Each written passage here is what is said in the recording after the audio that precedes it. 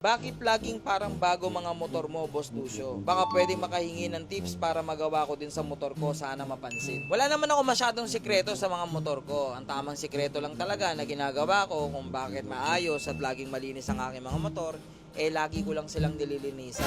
At syempre, may mga dapat na panglinis. Hindi pwedeng basta tubig lang o basta sabon lang. Yung iba kasi ang ginagawa yun, nakasanayan natin. Ang ginagamit is Joy. Alam naman natin na ang Joy, panghugas ng plato. Hindi naman po plato ang ating mga motor. Yung iba naman ay sabong panlaba. Hindi naman din po damit yung ating mga motor. Meron po talagang specific na mga panlinis ng ating motor. At yun lang naman yung ginagamit ko. Hindi rin ako gumagamit ng mga sobrang mahal. Yung mga nabibili lang kung saan saan. Basta ang importante para doon yung panlinis na ginagamit mo.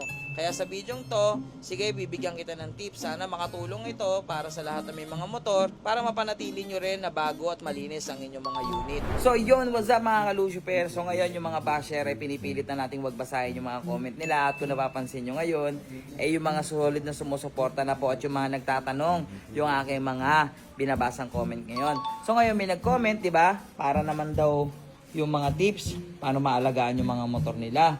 Kung bakit pati si Lucy, ayun, pang araw-araw natin, bet parang mukhang bago lagi. Tingnan naman si Lucy, diba? Partida nakabilad sa araw dyan yan, ha? Pero parang hindi nadudumi yan, di ba? Pang araw-araw po talaga namin yan si Lucy. So ngayon, magkukwik ako sa inyo, magpapakita ako sa inyo ng mga ginagamit ko panlinis para po magawa nyo rin sa mga motor ninyo at mapanatili nyo pong mukhang bago lagi yung motor ninyo na kahit araw-araw nyo ginagamit. So first, lagi akong may plastic. Para sa yung plastic? Kahit po kay Lucy, pag nililinis ko po si Lucy, nagpa-plastic po ako. Dahil, kailangan mo dito yan. Tatakpan mo yan. Yan. Para sa naman yung isang plastic. Pag ang motor mo naka-open yung breather, importante takpan mo rin po ito. Dahil magiging tsokolate yung langis mo pag di mo tinakpan. So ako guys, yung breather po ni kumpare naputol. Kaya po dito. Yan. Tapos, maganda rin talaga mga ka-Lucifer, pag maglilinis kayo, tatakpan nyo yung mga switch ninyo. Branded man yan o peke, dapat po takpan ninyo. Bakit? Dahil po, tinatawag o iniiwasan natin yung corrosion. Yung corrosion po is yun po yung kalawang na namumuo sa mga electronics, yung kulay green. Kaya po minsan, kahit po yung stock natin, nagmamalfunction po yung mga switch kasi po, tinatakpan po talaga yan.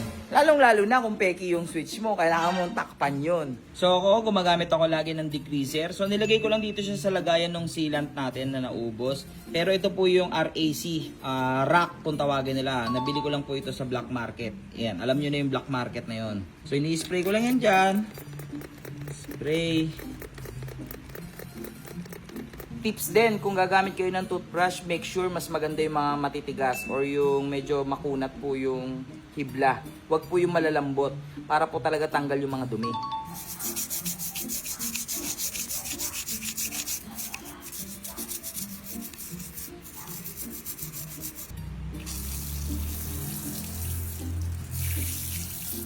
So napapansin nyo, meron pa rin talagang mga marka, lalong-lalo na sa mga lumang motor.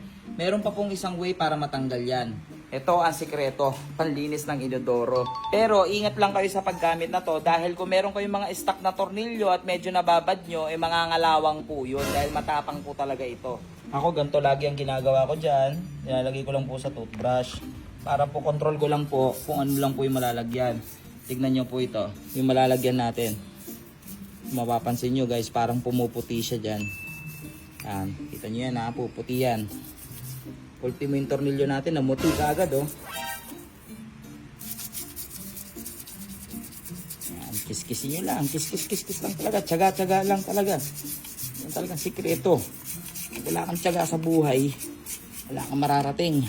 Tapos po, ulit-ulit lang ang process, huwag nyo pong tatagalan. Yan, buhusan nyo po agad ng tubig. Medyo pumuputi na guys, di ba?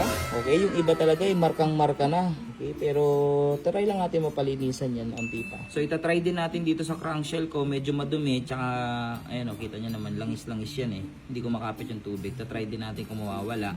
Dito so far, pumuti naman, pero ito talaga, medyo marka na to ng makina Okay, kailangan na nito sunblast. Pero tatry natin lahat na makakaya natin. Kita nyo yan, pumuputi agad.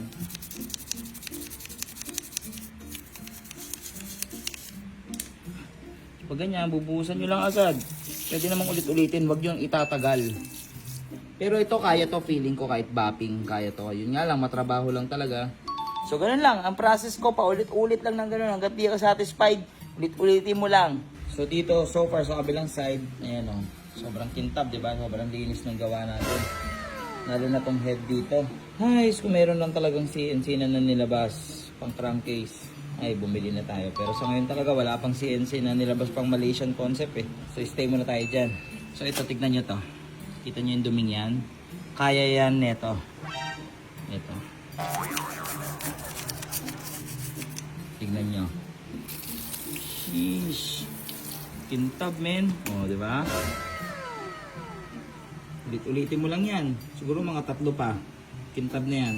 O, di ba? Bagong-bago na. O, sheesh. Sa ilalim. Ay, hindi ganun kakintab pero malinis. Dito sa kabila naman, kahit pa paano, di ba, luminis siya. Hindi nga lang matanggal talaga yung mga ibang marka.